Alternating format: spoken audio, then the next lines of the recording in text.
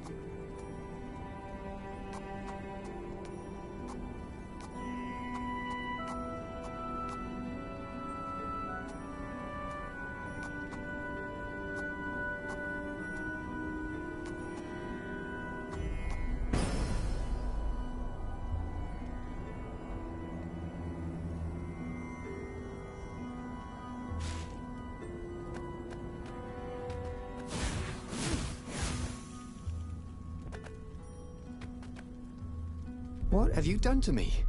Zenobia demanded. My own father thinks I'm a traitor. So? But I'm loyal. So what? You're a bastard, Renato, she said. Now, you love that about me. You really did want the core, didn't you? And the Iblis stone. Yep. He gloated. You get all that? She said to the far speaker toad he'd failed to spot. I am so relieved, my daughter, said the far speaker. And Zenobia got into her ship and flew off. Damn it. The old far speaker trick. How had he missed it? This was very bad. Zenobia back in her father's good graces, and both of them ready to use the core and the Iblis stone. He got back on the Farfarer. Briefly, Renato thought of fleeing. The odds were surely against him. Never tell me the odds, he told himself. Odds confused him. He preferred to trust his gut. And so he sailed on to attack the fleet. Alone, if necessary.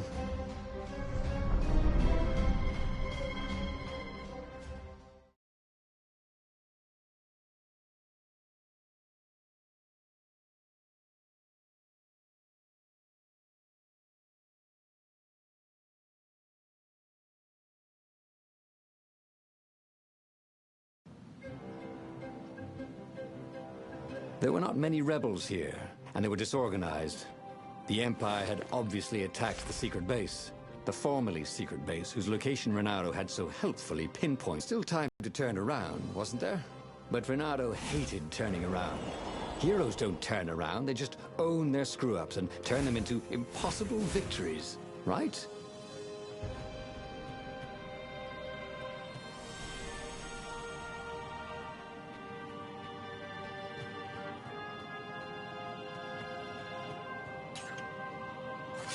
The mysterious sword from the east made you so fast you could catch a fly with your chopsticks. If that's what you really wanted.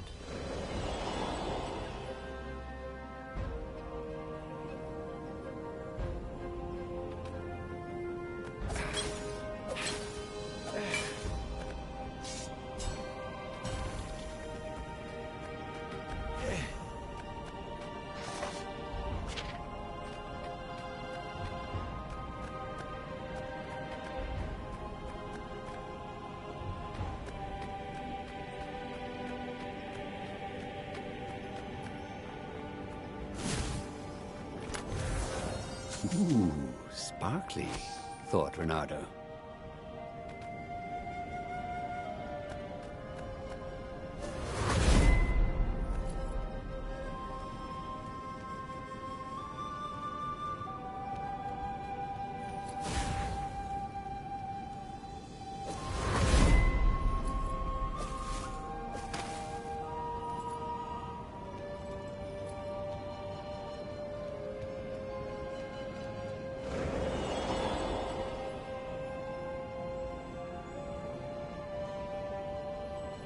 The odd thing was, Renato's personal battle was going fairly well.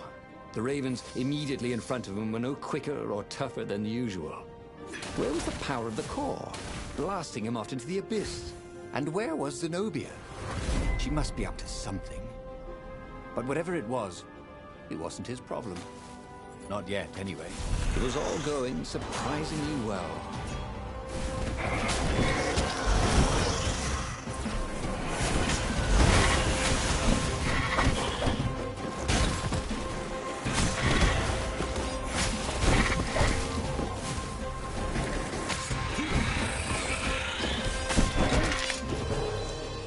Should have faked left and then gone left, he thought. And then, he never thought again.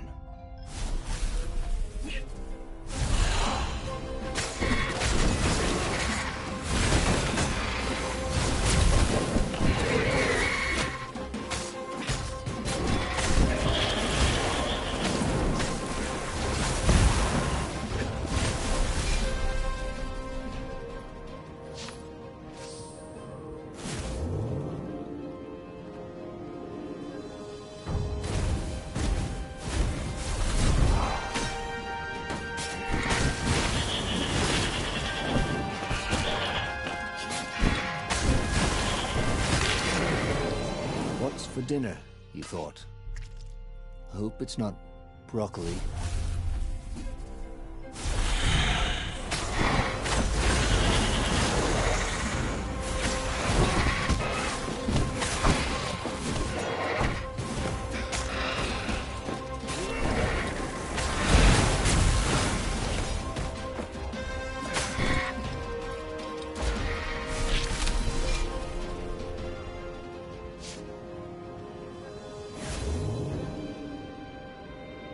This thing really needed a roof.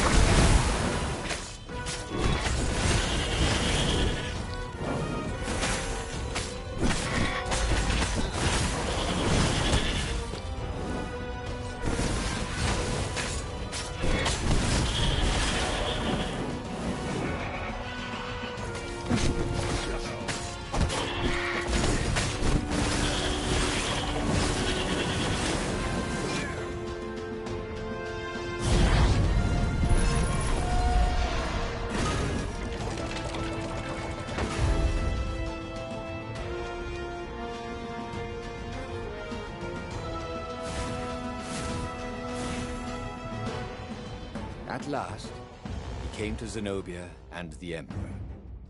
She was sealing up a kind of squat coffin, banded with lead.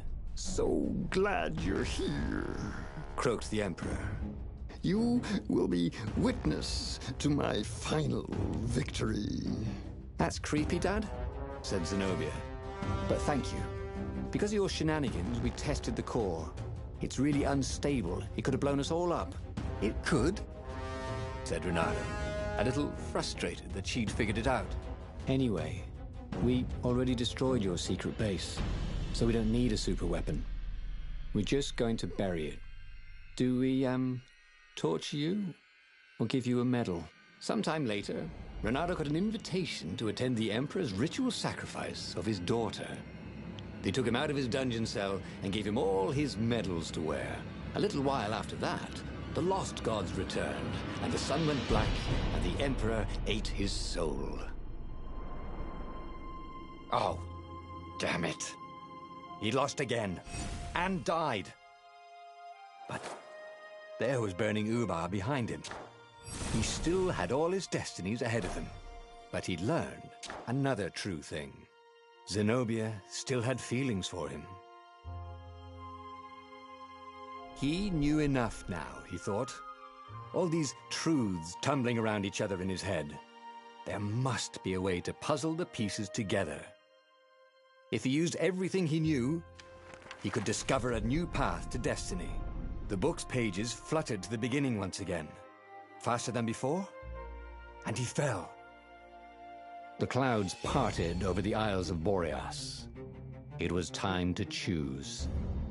The rebellion was in trouble. Ravens were scouting for the secret rebel base. They needed a game changer. Pieces of the Sky Ripper had surfaced. Renato knew that using it could go catastrophically wrong. But he was sure he could figure out how to use it safely. Also, a temple had risen out of empty desert. The Iblis stone was hidden there. It was a dangerous artifact. It could corrupt its user into a bloodthirsty monster. Maybe he could find a way to use it, to take its power without surrendering to its wickedness. And also, his old friend Lupino needed rescuing. Of course, Renato had a pretty strong suspicion that Lupino had betrayed the rebellion, and he had a gut feeling that he needed to use that to his advantage.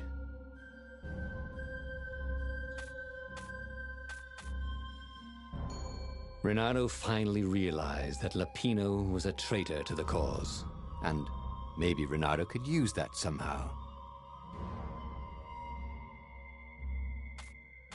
Renato couldn't quite put his paw on when he'd realized Lupino was working for the Empire. He'd never exactly seen Lupino sending coded messages to the palace, but he was sure. The rabbit had been on too many disastrous missions where he was the only survivor, or where he accidentally missed getting on the boat that went down to the abyss in flames. If Renato could prevent Lupino from getting back to the fleet with all the intelligence he'd probably gathered, it might be worth the trip.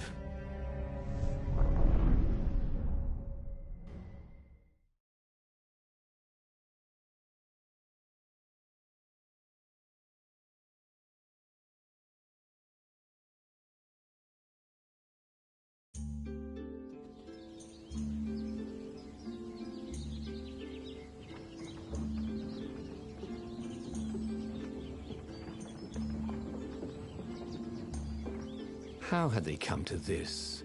They'd been on so many adventures together. Lupino had talked Renato out of prison at least 4 times, and Renato had rescued Lupino from at least 2 lynch mobs.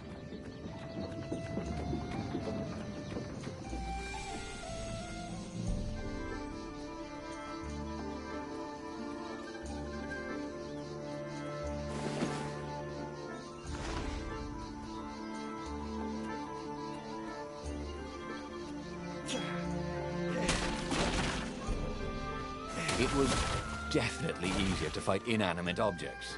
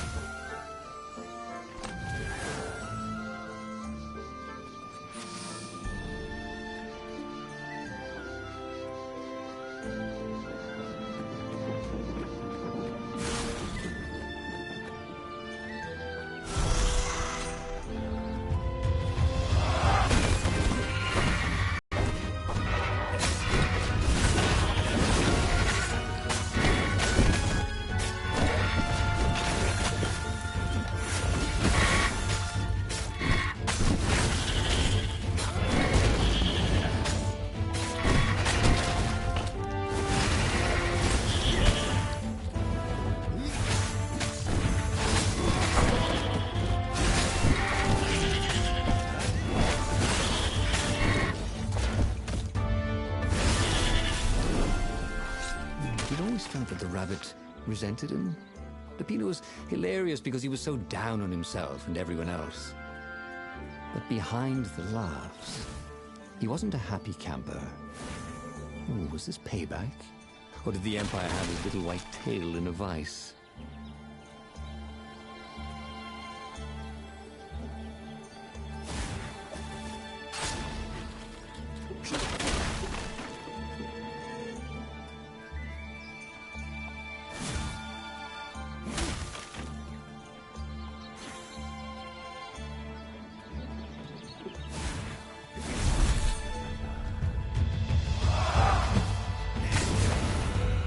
want burnt fur? His.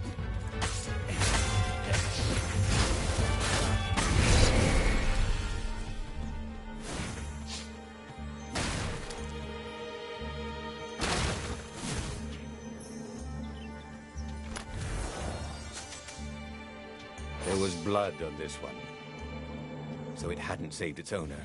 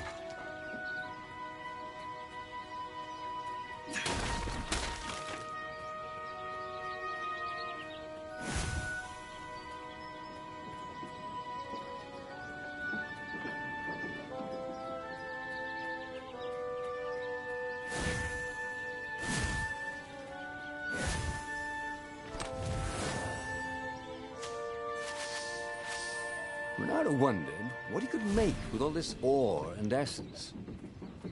Oh, probably a sword.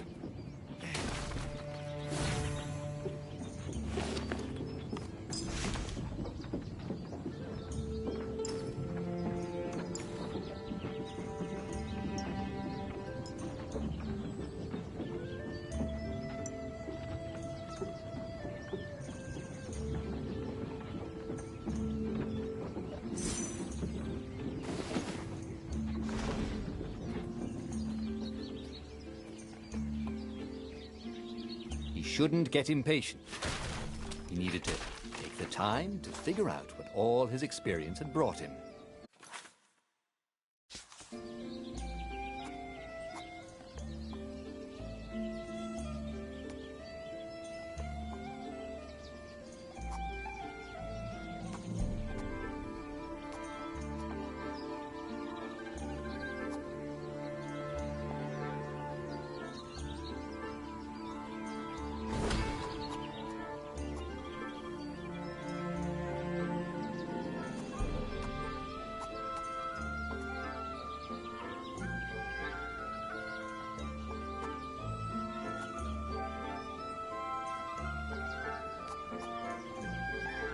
This was way better than being able to shrink down to the size of an ant.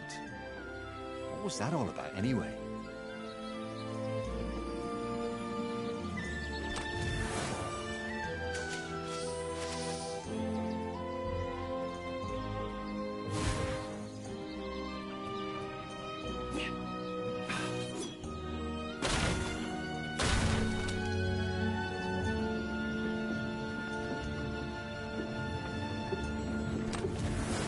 Bernardo checked for a false compartment.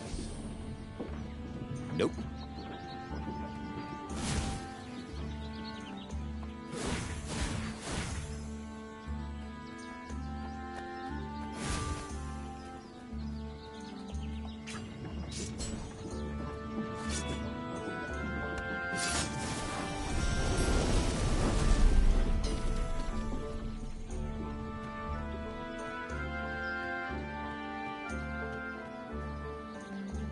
As for the gate, well, he could take her or leave her. Sorry, it's best I could do.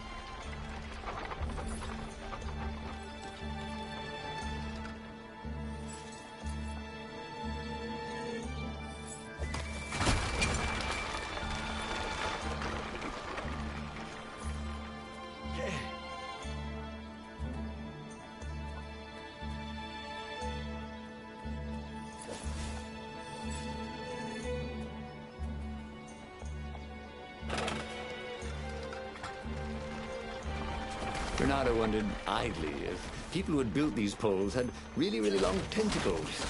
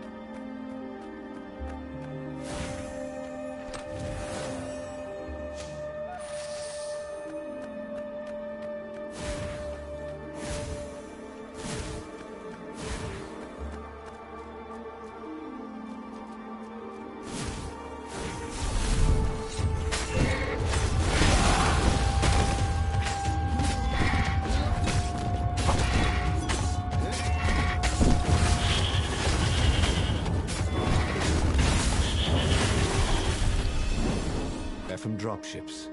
He'd better get moving. If they got to Lapino first, the rabbit would give the Empire all the intelligence he'd been stealing from the rebellion, and they'd probably give him a medal. He'd have to be very careful about how he played Lapino. At the slightest hint of danger, the mad rabbit would take off like a rabbit.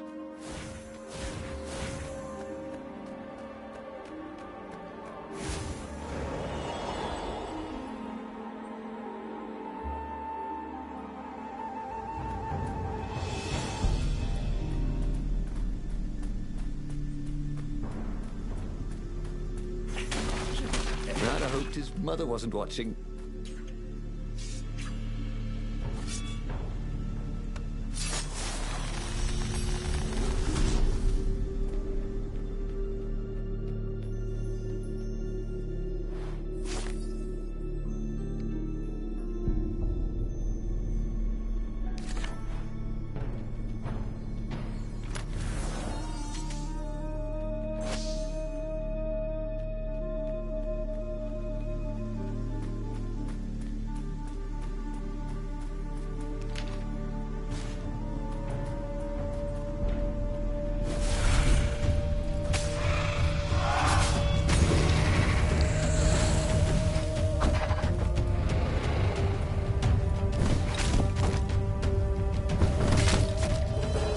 Once, he didn't have anything clever to say. So he died.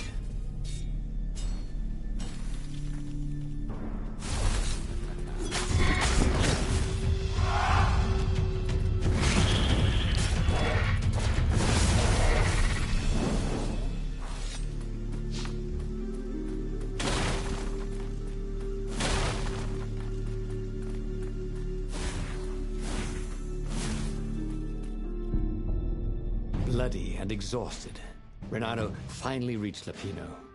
The rabbit was practicing shuffling his favorite deck. Now that he knew what the rabbit was, there were a few things about him that Renato didn't find so amusing anymore. You sent me an urgent